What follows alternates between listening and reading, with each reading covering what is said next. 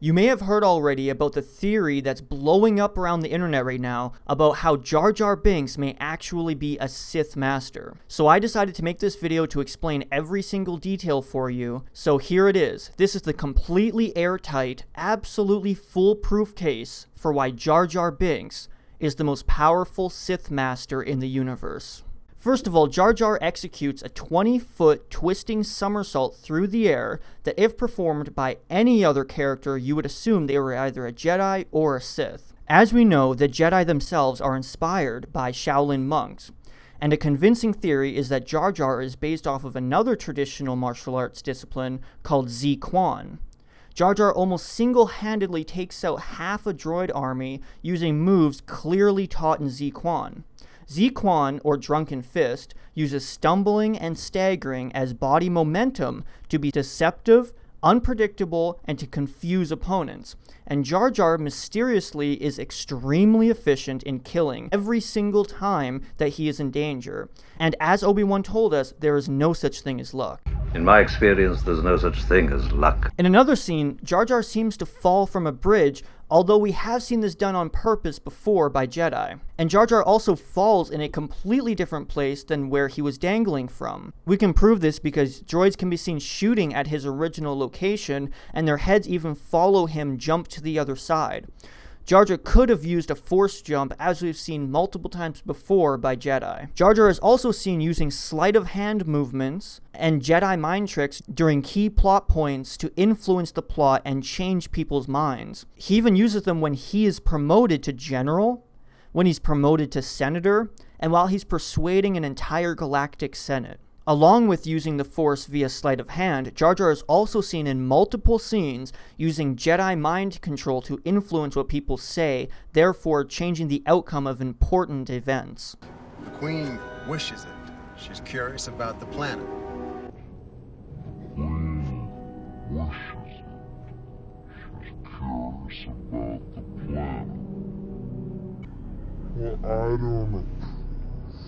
Jar Jar's own species are deathly afraid of him. Seems like less of a reaction to seeing the village idiot and more of a reaction to seeing somebody that you should be very afraid of. Jar Jar mocks Qui-Gon's ability to use the Force, perhaps because Qui-Gon's Force abilities pale in comparison of his own. The Force will guide us. Oh, Maxie bit the Force. If you were wondering why a Sith Master would act like an idiot like Jar Jar does, it's clear that he is just fooling the Jedi so he can manipulate them into trusting him. You hear that? Yeah? Clumsy. You were banished because you were clumsy. He even pretends to be scared in a deleted scene where his ship is going to fall over a waterfall, even though he can jump 20 feet through the air and he can swim and breathe underwater. Jar Jar also mocks Qui-Gon behind his back and in front of Anakin, teaching Anakin early to disrespect Jedi authority. Jar Jar tells Anakin, an 8-year-old boy, that Padme is hot, fanning the flames for Anakin's infatuation for Padme that is exploited later. Pretty hot. Jar Jar also talks to and is very interested in Padme, even before it is revealed that Padme is the real queen. Jar Jar also influences Padme's decision-making when she's at her most uncertain. We got a grand army. I've decided to go back to Naboo.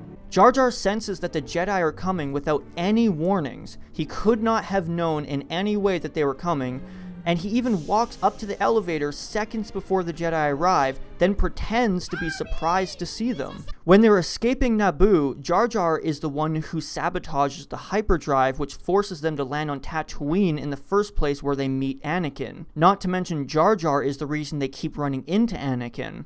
Jar Jar is seen suspiciously fiddling around in the back of the ship moments before the hyperdrive mysteriously breaks.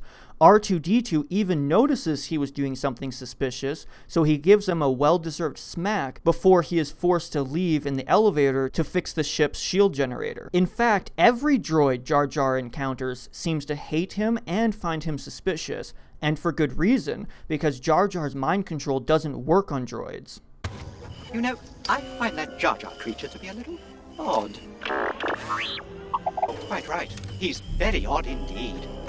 So why did George Lucas create this devious Gungan character? Well, here's George Lucas talking about Yoda in a documentary. Yoda really comes from a tradition in mythological storytelling, where the hero finds a creature on the side of the road that seems very insignificant and not very important, but who turns out to be the master wizard. And as we know, Lucas's big deal with the prequels was that they were supposed to rhyme and mirror the original trilogy in terms of narrative themes. So there should be a seemingly innocent creature found at the side of the road that later reveals himself to be the master wizard in the prequels.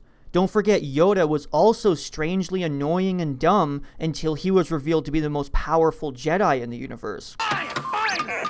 R2! So Jar Jar was supposed to reveal himself as the most powerful Sith in the universe, and Yoda was supposed to duel with his literal dark side nemesis and mythological equivalent at the end of Attack of the Clones. Not the meaningless, boring, human Count Dooku who was randomly and hastily written in to cover plot holes when Lucas chickened out and decided not to reveal Jar Jar's powers because of the horrible backlash by the Star Wars community. Lucas even said Jar Jar is the key to all of this. Jar Jar is the key to all this. If we get Jar Jar working.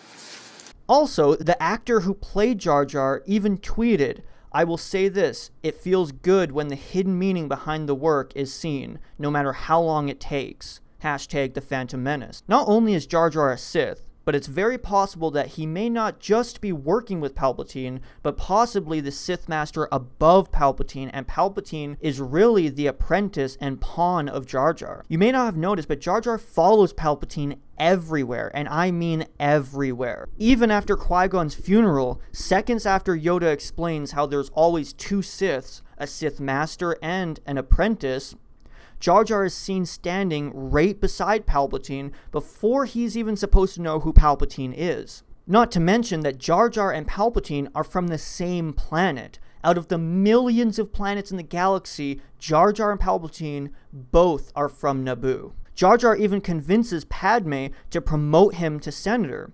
And Jar Jar is the one who convinces the entire Galactic Senate to abandon democracy and give Emperor Palpatine full control. If it wasn't for Jar Jar, Palpatine would have never risen to power in the first place. The actor who voiced Jar Jar even explains a deleted scene where Palpatine and Jar Jar walk in secret and Palpatine thanks Jar Jar for putting him in power.